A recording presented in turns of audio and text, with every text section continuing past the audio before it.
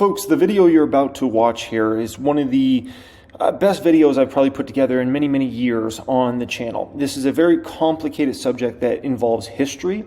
It goes back decades.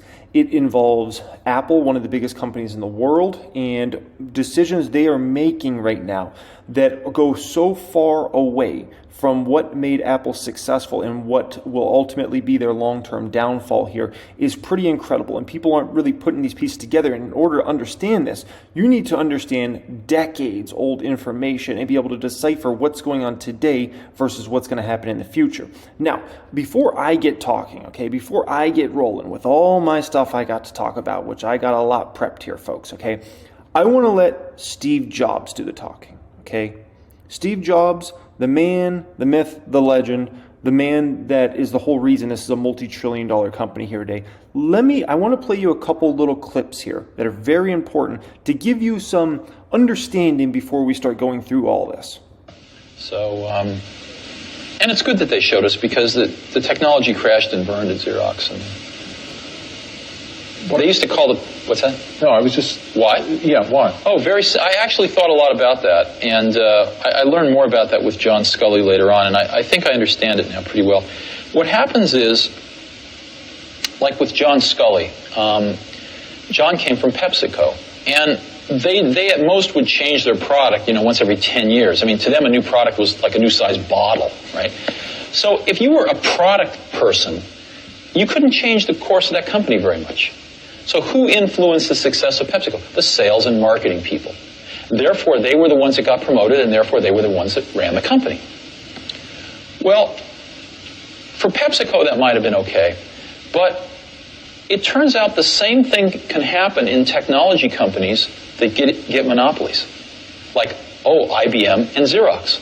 If you were a product person at IBM or Xerox, so you make a better copy or a better computer. So what? When you have a monopoly market share, the company's not any more successful. So the people that can make the company more successful are sales and marketing people. And they end up running the companies. And the product people get driven out of the decision-making forums. And the companies forget what it means to make great products. Sort of the product sensibility and the product genius that brought them to that monopolistic position gets rotted out by people running these companies who have no conception of a good product versus a bad product. They have no conception of the craftsmanship that's required to take a good idea and turn it into a good product. And they really have no feeling in their hearts, usually, about wanting to really help the customers. So that's what happened at Xerox. The people at Xerox PARC used to call the people that ran Xerox toner heads. And these toner heads would come out to Xerox PARC and they just had no clue about what they were seeing. And for our audience, toner is what? Oh, toner. Toner is what you put into a copier. Yeah, the toner that you add to an industrial copier. The black stuff. The black stuff, yeah. So basically they were copier heads that just had no clue about a computer or what it could do. And so they just grabbed defeat from the greatest victory in the computer industry. Xerox could have owned the entire computer industry today. Could have been, a company 10 times its size. Could have been IBM. Could have been the IBM of the 90s. Could have been the Microsoft of the 90s. So, but anyway, that's all ancient history. It doesn't really... Institutionalized process across the company. And before very long, people get very confused that the process is the content. And that's ultimately the downfall of IBM. IBM has the best process people in the world. They just forgot about the content. And that's what happened a little bit at Apple, too. We had a lot of people who were great at management process. They just didn't have a clue as to the content. And in my career, I found that the best people, are the ones that really understand the content, and they're a pain in the butt to manage, But you put up with it because they're so great at the content. And that's what makes great products. It's not process, it's content. So we had a little bit of that problem at Apple. And that problem eventually resulted in the Lisa, which had its moments of brilliance. In a way, it was very far ahead of its time. But there wasn't enough fundamental content understanding. Apple drifted too far away from its roots. To these Hewlett-Packard guys, $10,000 was cheap. To our market, to our distribution channels, $10,000 was impossible. So we produced a product that was a complete mismatch for the culture of our company, for the image of our company, for the distribution channels of our company, for our current customers. None of them could afford a product like that. And it failed. Now, you and John Couch fought for leadership of the Lisa. Absolutely, and I lost.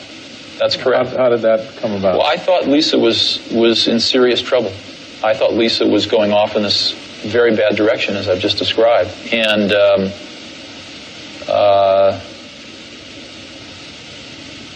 I could not convince enough people in the senior management of Apple that was the case. And we ran the place as a team. After serious disagreements with Apple's CEO John Sculley, Steve left the company in 1985. Tell us about your departure from Apple. Oh, it was very painful. I'm not even sure I want to talk about it.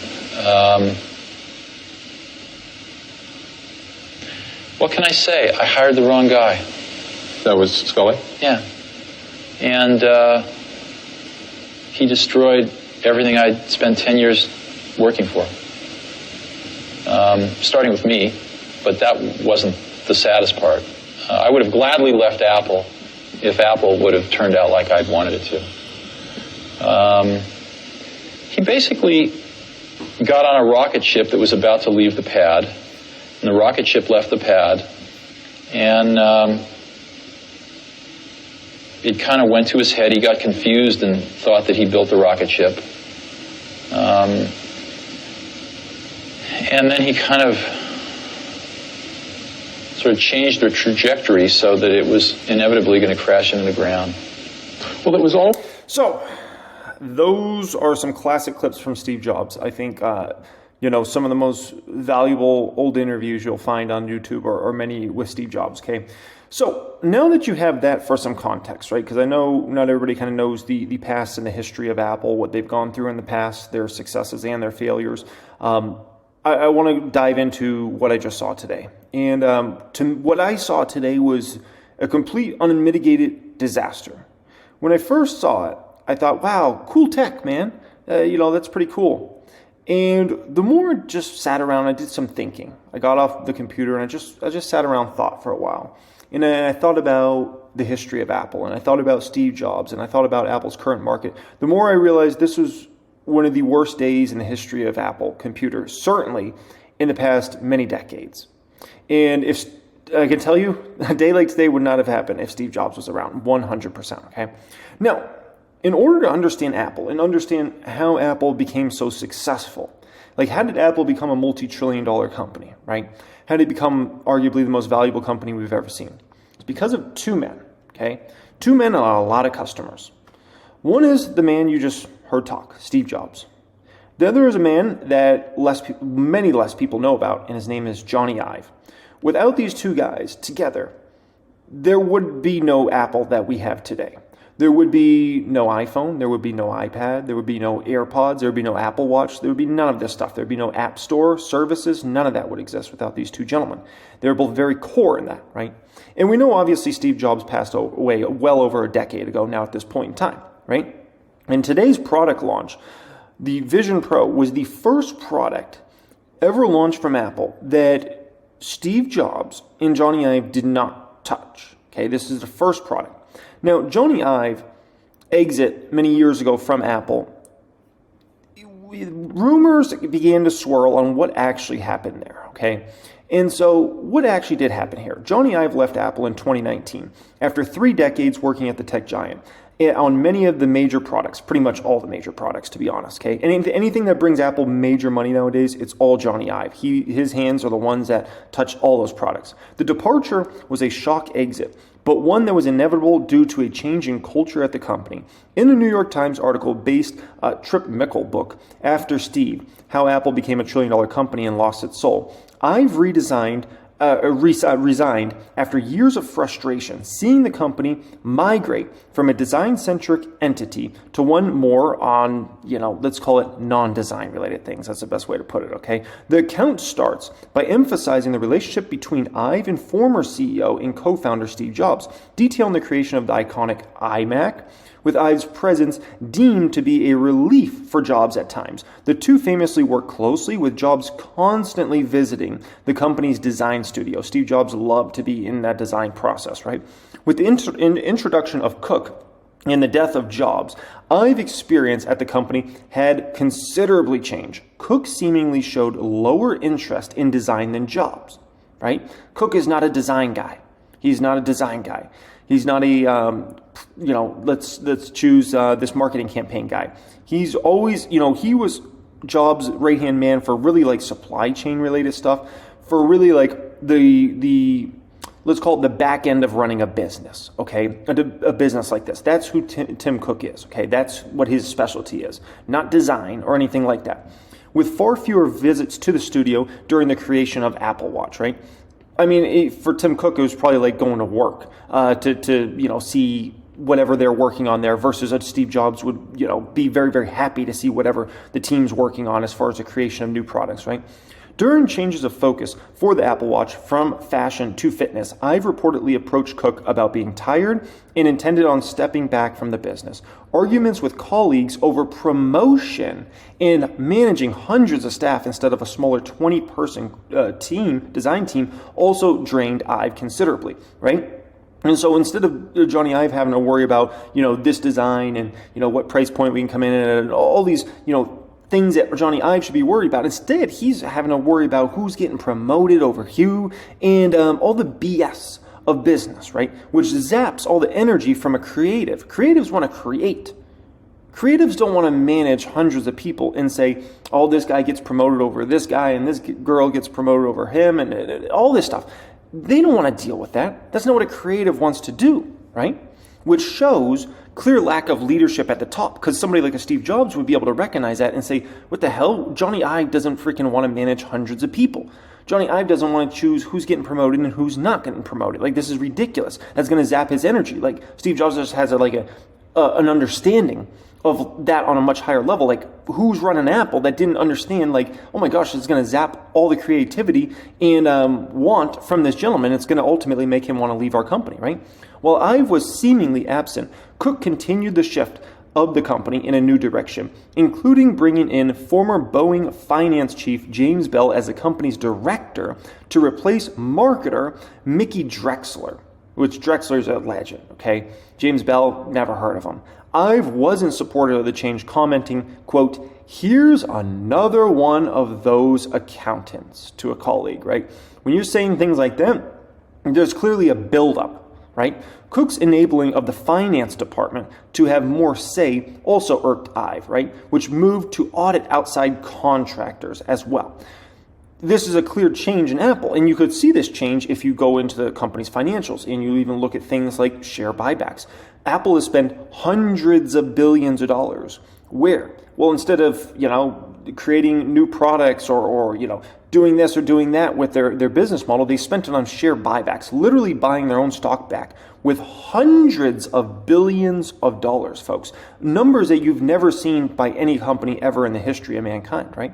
Now, to kind of put a cap on how important Johnny Ive and Steve Jobs were to Apple and its success, the only thing we have in the modern day, in my opinion, is Elon Musk and Franz. Franz and Elon Musk have been instrumental in Tesla's success. And those two gentlemen, they're the modern day Johnny Ive and Steve Jobs. They've worked incredibly together, and they've completely changed the automobile industry and changing it a lot more in the future years, like something we've never seen. So that's how impactful Steve Jobs and Johnny Ive together were, right? Neither one of those guys has anything to do with Apple nowadays, right? Now, how does consumer tech get big? This is a very important question.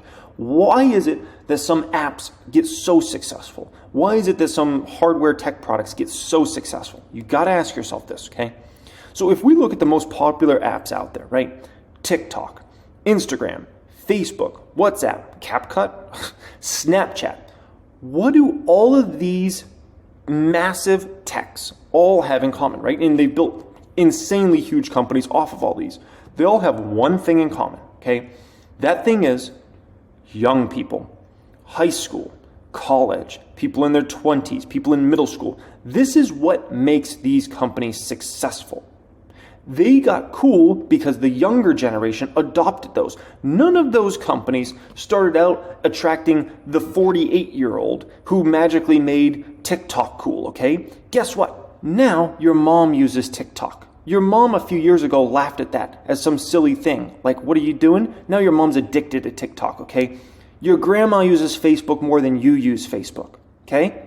This is what happens over time in tech. It starts with the young people, the high school people, the college people, the people in their 20s.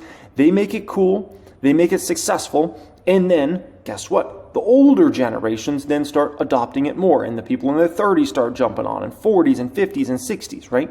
If you think about Apple's success, the first major success Apple had after Steve Jobs came back to the company was really the iPod, okay? And the iPod, who made iPod successful? It was all the kids. Every high school kid, college kid, younger person in general, all wanted, guess what? An iPod. And as somebody that grew up in that generation, I got to see that in middle school and high school. The iPod. Everybody in my school had an iPod or wanted an iPod. Everybody. And it was fascinating because I had a device, okay? My parents bought me a device, and this device was basically better than an iPod, actually. It was called a Philips Go Gear, okay? This had better technology than iPod did, and it had more storage, which were the two main keys of a device back then. And it was roughly the same price with an iPod. But yet this Philips thing was never successful. Why wasn't it successful? Well, it wasn't marketed properly. Bottom line, everybody got to know iPod because they went to the Apple store at the mall. Philips had no way of really getting the word out. So it didn't matter that their technology was better. It didn't matter that they had more storage than an iPod. And it all came for the same price. None of that mattered. At the end of the day, all the kids wanted an iPod, an iPod, an iPod. The iPhone's success all started with younger people, high school, college kids, people in their 20s. The 40-plus group laughed at iPhone when it first came out. It was a joke to them. They laughed it out of the building. The fact that it didn't have a keyboard, oh my gosh, business professionals couldn't even contemplate having an iPhone. It was a complete joke to them. Give me my BlackBerry all day, every day. BlackBerry, BlackBerry, BlackBerry, right? And guess what? All the high school kids, all the college kids, they're the ones that were buying up all the iPhones in 2008, 2009, all the people that were really looking forward to, new forms of technology. And guess what happened over the years? All those people that laughed at it, that were in their 40s and 50s and 60s, next thing you know, over the coming years, they all got iPhones. And guess what? All those same people that laughed at it are all the same people that got iPhones today, right? The iPad. Who made iPads successful? It was all the kids. I remember the iPad came out when I was still in college, kind of toward the end of college, right? And I can tell you, every college kid wanted an iPad. It was the coolest thing, right? And then they got more successful over time, and guess what? It started to age up over time. Here's the thing: if you want to become very successful in consumer tech, okay? Here's what you need to do. You need to attract young people that use the technology, right? As a bunch of young people jump onto that tech, it attracts more and more developers, right? Because now they can make money off of all those people using that. And then the tech starts to age up over time, right? Because these young people continue to use that tech, whether it's an iPhone, whether it's an Instagram or a TikTok or whatever it is, right? So it naturally starts aging up. And also more and more people that are older start to use the tech and adapt it and say, maybe that's not so crazy. Let me try this out. Oh, I actually like this experience. Oh, this is good. And you start to age up more and more year after year after year, right? And as the tech starts to age up, meaning gets more and more older folks, people in their 30s, 40s, 50s, 60s, you attract more and more developers because now you're reaching mass scale, okay? Now here's how lost Apple is now at this point in time. They just launched a product, right, that is going to be roughly $3,800 after tax. Almost $4,000 after tax, okay? One, kids can't afford this product. No kid can afford this product, okay, unless they're super loaded parents. Their parents can't afford this product. So the kids can't buy this product. even if they wanted it, because they can't afford it. Their parents can't buy them this product because they can't afford it, because it's nearly $4,000. And so let me ask you this, okay? Without critical mass, why would developers want to develop in any sort of substantial way and put a ton of resources behind this, other than the initial go because it's Apple's doing something, right? It doesn't make any sense. Because who's going to even be able to afford this thing? Who's going to be able to buy it? And do you think the parents are going to go out there and spend $4,000 on this thing? The people with money? Really? They're trying to, it's the most simple concept. And Apple just completely forgot the most simple concept that made them successful. It's such a shocking mistake on their part. It's hard for me to even, my brain to comprehend how big of a mistake this is. And no one is talking about this other than me right now. And I can tell you, as this video gets out there, there's going to be a whole lot more people talking about this. They're going to let Meta win this thing. Meta launched their Meta Quest 3, which is coming out this fall. That's going to be $500, okay? Guess what? Kids can afford that. Their parents can afford that. And guess what? As all those kids come on and their parents can buy them, guess what? More and more developers are going to come on. More and more developers that come on because more people are using it, right? Which, don't be surprised if, the Meta Quest sells 10 million units, if not tens of millions of units. Guess what? More and more developers are come on. It's going to age up more and more, which is going to bring on even more developers over the coming years. And Meta's going to be able to, in a great position to win this, because Apple just thought, let's try to put as much tech into something, and who cares about the price point? That's crazy. Absolutely crazy. Having the best tech in a device does not win. Apple should know this better than anybody. Apple never has had the best tech. Ask any of the Android people. They're going to tell you everything you use in your iPhone we were using 3 years ago, okay? And Apple just made the biggest blunder. I can't even believe how big of a blunder this is on Apple's part. It's shocking. Steve Jobs, I can tell you that man would have never allowed a day like this to happen, where we're going to announce and launch a product, a new tech that is at this sort of price point. It's laughable. It's absolutely laughable, folks. And this is what happens when the two men that were the driving force of a company are no longer at that company, folks. And that's the story of Apple. And that's the story of Apple is cooked. And now, guess what? Now that we've seen where Apple's at, it will die a very long death. It's going to be decades, okay? It's not happening tomorrow. iPhone's still relevant. iPad's still relevant. Mac's still relevant. But you can tell, based upon everything that's going on internally, it's slowly starting to rot from the core, and it's just going to get worse. Appreciate everybody joining me as always. It's probably my best video I've put out in years. I love y'all. Much love and peace.